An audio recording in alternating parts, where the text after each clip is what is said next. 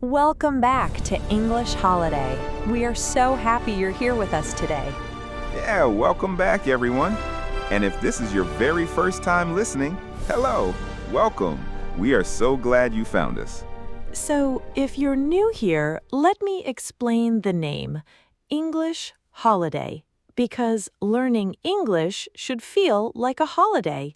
Easy, fun, relaxing, not stressful. Exactly. We just have natural, real conversations about everyday topics. And by listening to us chat, you pick up real English, vocabulary, expressions, the way people actually talk. No textbooks, no grammar drills.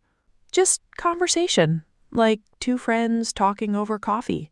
Which is basically what this is. Pretty much. And hey, if you're enjoying the podcast, please subscribe. It really helps us grow, and it means you'll never miss a new episode. Yes, please. Subscribe, hit that button, do the thing. It means the world to us. Okay, Amanda, today's topic. Should we tell them? Today, we are talking about outer space. Space, the final frontier. I love it.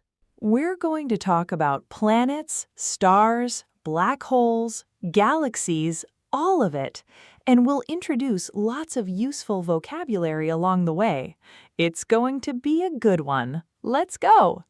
Okay, so space, outer space. What do you even think when you hear those words, Amanda? Honestly, my brain just stops. Like, space is so enormous, so big, I can't really wrap my head around it. Space is basically everything that exists outside of Earth's atmosphere. All the planets, all the stars, everything beyond our world. Right, and it starts closer than people think, actually. Just about 100 kilometers above Earth's surface, that's where space begins.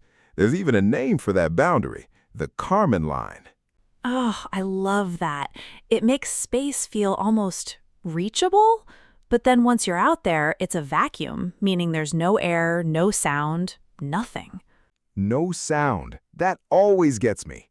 In movies, you hear big explosions in space. Boom. But in reality, space is completely silent because sound needs air to travel, and there's no air out there. Total silence, which is both peaceful and terrifying. Okay, let's talk about our solar system. So we live on Earth, which is one of 8 planets that orbit the sun. Orbit means to travel around something in a circular path. Right, and the 8 planets in order from the Sun are Mercury, Venus, Earth, Mars, Jupiter, Saturn, Uranus, and Neptune. My favorite has always been Saturn because of the rings. Those rings go all the way around the planet, and they're made of ice and rock. It looks almost fake, like something from a painting. The rings are incredible. And Jupiter is the biggest planet in our solar system. It's massive. It even has a giant storm that has been going on for hundreds of years. They call it the Great Red Spot. A storm older than any country in the world. Wild. Okay, something I find really beautiful. Constellations. James, do you want to explain what those are? Sure. So, a constellation is a group of stars that, when you look at them from Earth, they seem to form a shape, like connect the dots in the sky. Ancient people looked up and saw animals, people, and objects in the stars, so they gave them names, like Orion the Hunter or the Big Dipper. I love stargazing. I remember the first time I went camping as a kid, far from the city lights. I looked up and saw this sea of stars. I just stood there with my mouth open. That feeling is unforgettable. City lights make it hard to see stars. That's called light pollution. But out in the countryside or the desert, the sky is just breathtaking. Okay, the moon. Let's talk about our moon. Yes, so the moon is Earth's only natural satellite. A satellite is something that orbits a planet. And the moon is about 384,000 kilometers from Earth, which sounds far, but in space terms, it's basically next door. Huh, next door. And of course, humans have walked on the moon before. The Apollo missions. Apollo 11 in 1969 was the first time. Neil Armstrong stepped out and said, "One small step for man, one giant leap for mankind." Iconic.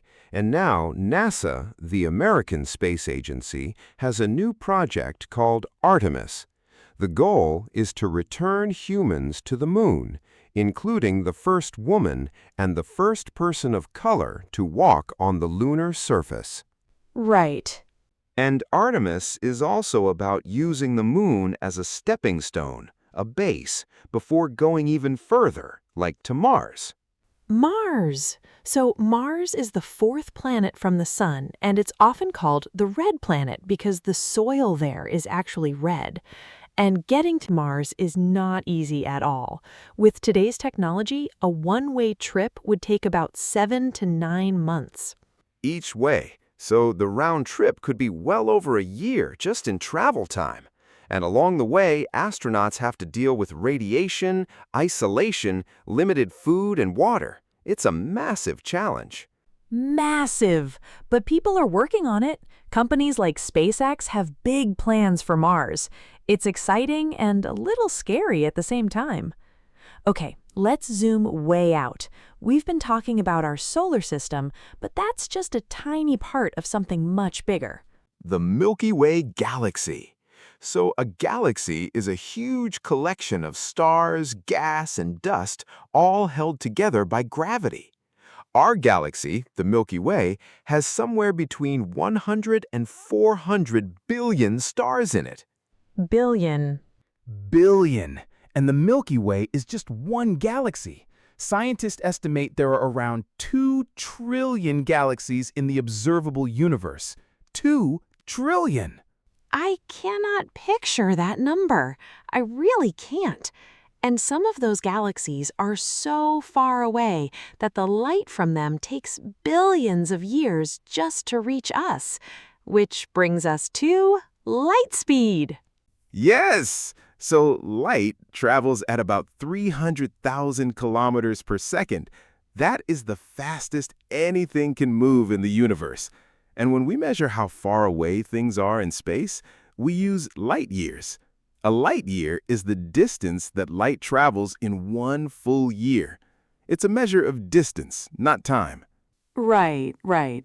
So when we look at a star that is 100 light years away, we are actually seeing light that left that star 100 years ago.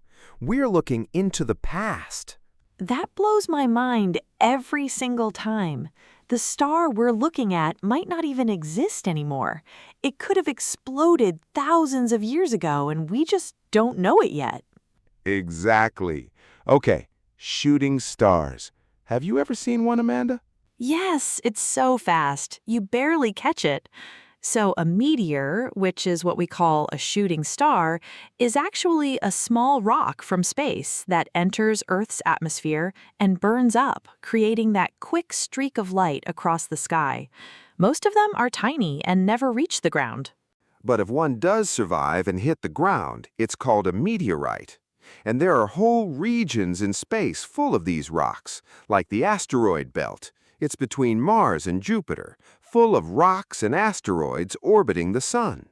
Mm-hmm. And further out, past Neptune, there's the Kuiper Belt, another ring of icy objects and dwarf planets. That's actually where Pluto lives. Poor Pluto. It used to be a planet, and then in 2006, scientists decided it was too small and reclassified it as a dwarf planet. I still feel a little sad about that. Pluto didn't do anything wrong. Okay, let's talk about something I find both amazing and, honestly, a little terrifying. Black holes. Oh, yes. So a black hole is a region in space where gravity is so incredibly strong that nothing can escape from it, not even light. That's why they appear completely black. You can't see them directly. Right. They form when a massive star dies and collapses in on itself. And there are even supermassive black holes at the center of most galaxies. The one at the center of our Milky Way is called Sagittarius A star, and it is about 4 million times the mass of our Sun. 4 million times. That is terrifying. But also, in 2019, scientists took the first real photograph of a black hole, which was a huge achievement for humanity. So cool. Okay, stars. Let's talk about different types of stars. Our Sun is actually a pretty average-sized star, but there are so many others. Yeah, so red giants are old, massive stars that have expanded, grown very large. They're much bigger and cooler than our Sun. Then there are neutron stars, tiny but incredibly dense. Like a teaspoon of neutron star material would weigh billions of tons. Billions of tons in a teaspoon. Okay. And then there are quasars. These are incredibly bright, distant objects powered by supermassive black holes at the center of galaxies. They're some of the most luminous, that means brightest, things in the entire universe. Space really is full of wild things. Okay, so how big is the universe and how old is it? So the observable universe, the part we can actually see, is about 93 billion light-years across. But the full universe could be much, much larger, maybe infinite, meaning it goes on forever with no end. Forever. Okay, and in terms of age, the universe is about 13.8 billion years old, which brings us to the Big Bang. The Big Bang. So this is the scientific theory, our best explanation, for how the universe began. About 13.8 billion years ago, all matter, all energy, all of space and time was packed into an incredibly tiny, incredibly hot point. And then it expanded outward, very, very fast. And And it's still expanding today. The universe is getting bigger all the time, even right now as we're talking. which I find both wonderful and slightly unsettling. Okay, James, what is your personal favorite thing about space? Like, the one thing that just gets you every time? Honestly, black holes. There's still so much we don't understand about them. They're mysterious and powerful and a little scary, and I love all of that. They feel like a puzzle that humanity is still trying to solve. What about you? Mine is the idea that we are all made of stardust. Literally. The elements in our bodies were created inside ancient stars that exploded billions of years ago. The iron in our blood, the calcium in our bones, all of it came from stars. We are part of the universe. I think that's the most beautiful thing I've ever learned. That is genuinely beautiful. I love that. We are stardust. Okay, I think that's the perfect note to end on. It really is. Well, everyone, that's a wrap on today's episode. We covered so much: outer space, planets, constellations, the moon, Mars, black holes, the Big Bang. What a journey. It was a big episode, literally. Thank you so much for listening today. Whether this is your first time or you come back every week, it truly means everything to us. We hope you picked up some new English words today and had fun doing it. That's always the goal here on English Holiday. And we hope to see you or hear you in the next episode. Leave us a comment below. We would love to know what topics you want us to cover next. Travel, food, music, technology. The possibilities are endless. Your suggestions help us make this podcast better for you, so please share your ideas. We read every single one. Until next time, keep listening, keep learning, and enjoy your English holiday. Bye, everyone. Bye.